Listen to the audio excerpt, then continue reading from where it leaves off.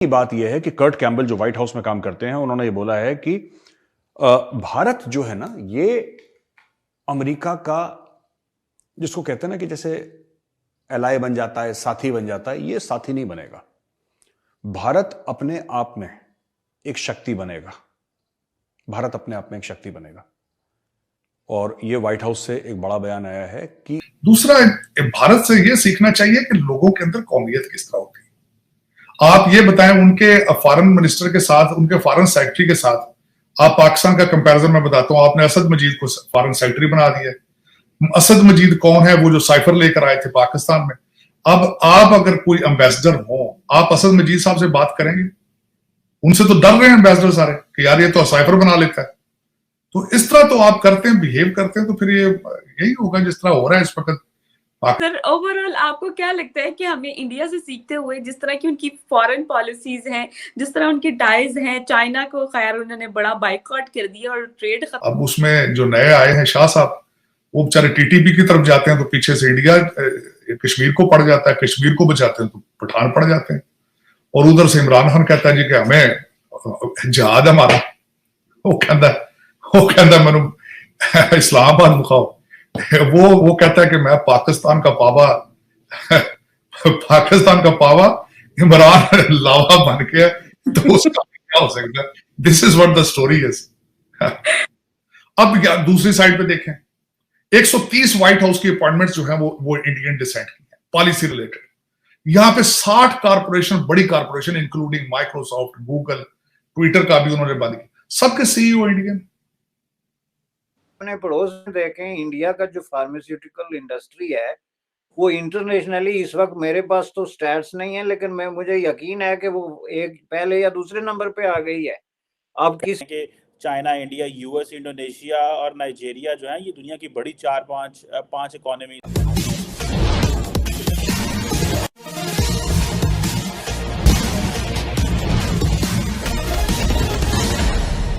पाकिस्तान में अमेरिका के उस बयान की चर्चा हो रही है जिसमें अमेरिका ने कहा है कि भारत अब केवल अमेरिका का सहयोगी मात्र नहीं बल्कि विश्व में एक महाशक्ति बन गया है। अब यह बहुत सारे देशों की जरूरत भी है। भारत के बारे में अमेरिका आगे कहता है कि भारतीयों के भारतीयता के कारण, भारत के राष्ट्रभक्ति के कारण ऐसा संभव हो पाया है। आगे की चर्चा पाकिस्तानी मीडिया से सुनते हैं। की बात यह है कि कर्ट कैम्बल जो व्हाइट हाउस में काम करते हैं, उन्होंने ये बोला है कि भारत जो है ना, ये अमेरिका का, जिसको कहते हैं ना कि जैसे एलाय बन जाता है, साथी बन जाता है, ये साथी नहीं बनेगा। भारत अपने आप में एक शक्ति बनेगा। भारत अपने आप में एक शक्ति बनेगा। और ये व्हाइट हाउस से एक बड़ा बयान आया है कि जिस तरीके से भारत ग्रो कर रहा है, जिस तरीके से भारत अपने आप को पोजीशन कर रहा है, भारत चाहता है कि उसकी विदेश नीति खासतौर से स्वतंत्र हो, इंडिपेंडेंट हो। और ये भारत ने कई बार करके दिखाया है। यूक्रेन में सिर्फ भारतीय नहीं आते पढ़ने के लिए दोस्तों, बाकी ठीक है, भारत तेल खरीदता है, भारत S-400 खरीदता है, अमेरिका से भी फायदा उठा रहा है, ये सब जो स्टोरी है ना, ये ठीक है।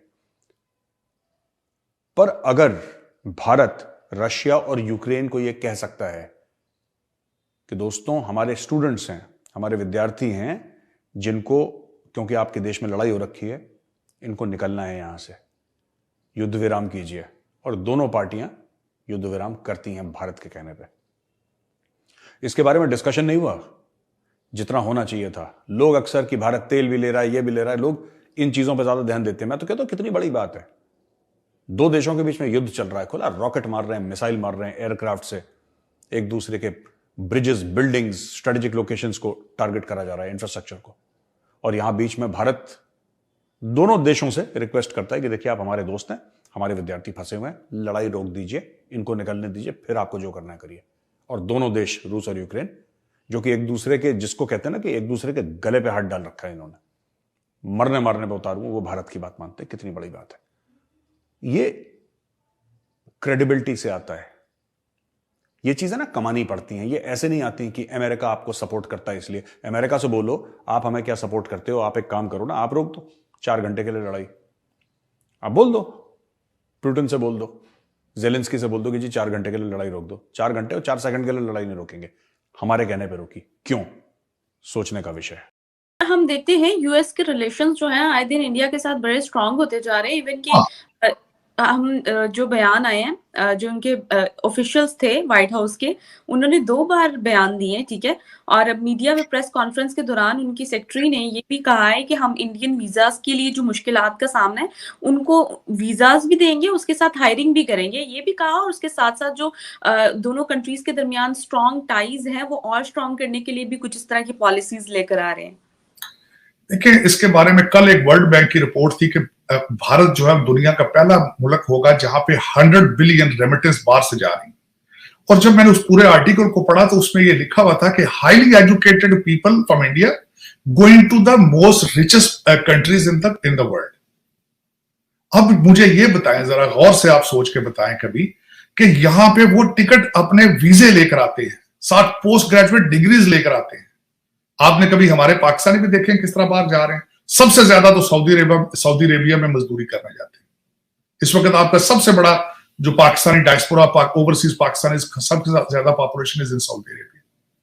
और उनमें से मैं समझता हूं 99% अनपढ़ होते हैं। अमेरिका के अंदर आपका डायस्पोरा आया, ये भी सारा अनपढ़ है। वो किस तरह आया अमेरिका के अंदर?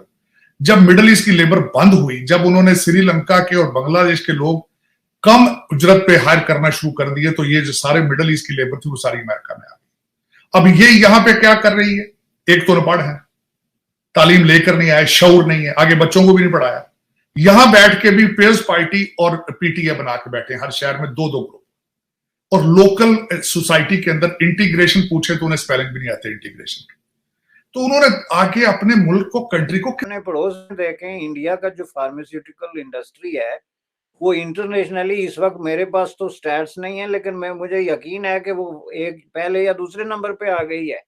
आप किसी शॉपर ड्रग मार्ट पे, फार्मेसी पे, किसी स्टोर पे चले जाएं, आपको जो है वो सारी अद्वियात इस तरीके से मिलेंगी जो बहुत बड़ी महंगी तरीन लाइफ सेविंग किस्म की मेडिसिन है, वो इंडिया से आती है। तो इसका मतलब एक ट्रस्ट है, हो गया ना, एक क्रेडिबिलिटी हो गई कि भाई इस मेडिसिन पे यहाँ के जो ड्रग इन्फोर्समेंट एजेंसीज हैं वो ट्रस्ट करते हैं, उन्होंने उसको ट्रस्ट किया और उसको पास किया।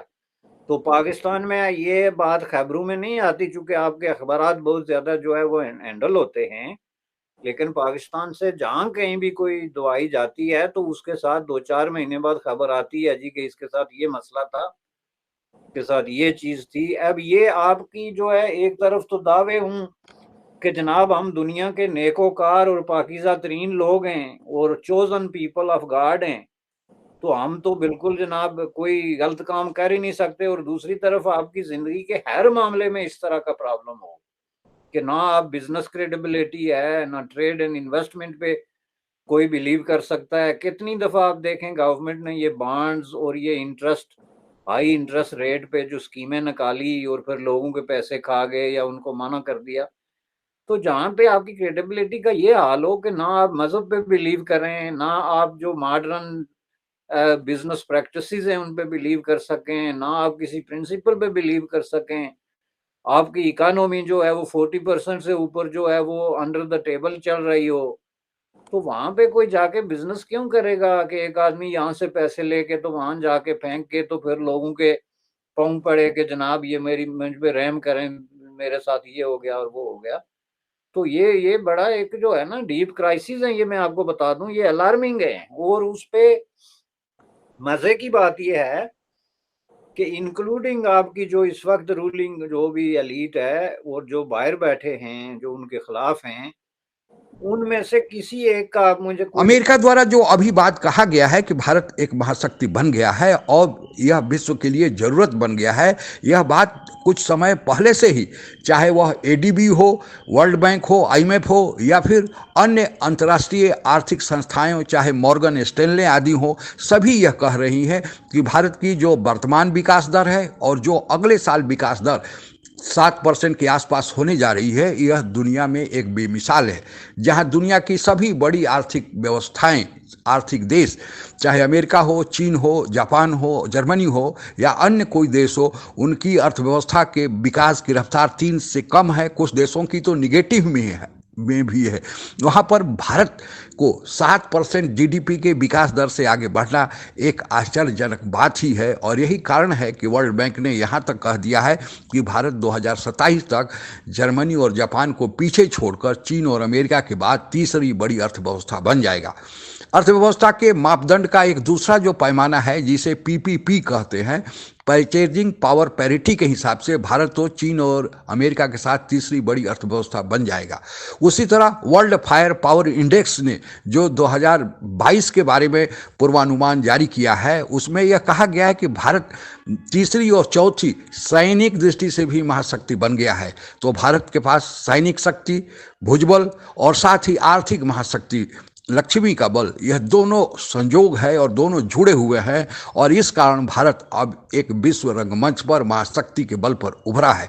साथ ही भारत को G20 की जो अभी अध्यक्षता करने को मिली है, एशियो की अध्यक्षता करने की मिली हुई है, एशियो में भारत को बुलाया जा रहा है। साथ ही G7 की कंट्री में भारत को शामिल किया जा रहा है, क्वाड में भारत को शामिल किया गया है, I2U2 में शामिल किया गया है, सार्क में भारत है, और दुनिया की ऐसी तमाम संस्थाएं हैं जहां भारत ही एकमात्र देश है वह शामिल है, चाहे वह चीन रूस का गुट हो या अमेरिका और अमेरिका के सहयोगी देशों का गुट हो।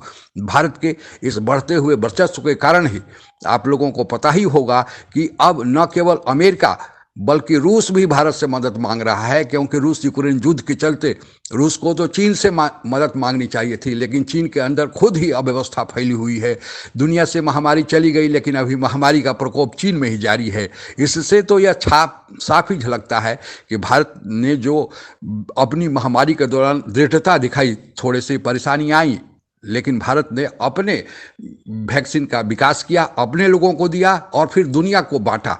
तो भारत जो आज इस अपने सॉफ्ट पावर के चलते दुनिया में दूसरे को मदद करने के चलते अपनी दवाइयों के बल पे, अपने एक्सपोर्ट के बल पे, अनाज के बल पे कि भारत ने कह दिया है कि दुनिया को भूखमरी से मरने नहीं देंगे, इन सब कारणों से भारत को आर्थिक और सामरिक दृष्टि के अलावे भारत के इस इमेज के चलते भी भारत को अब महाशक्ति माना जा रहा है। और अमेरिका ने, आप अगर हमसे जुड़ा रहना चाहते हैं तो कृपया मेरे चैनल को सब्सक्राइब करें तथा बेल आइकन भी दबा दें, ताकि नई वीडियो की जानकारी तुरंत आप तक पहुंच जाए। धन्यवाद। जय हिंद।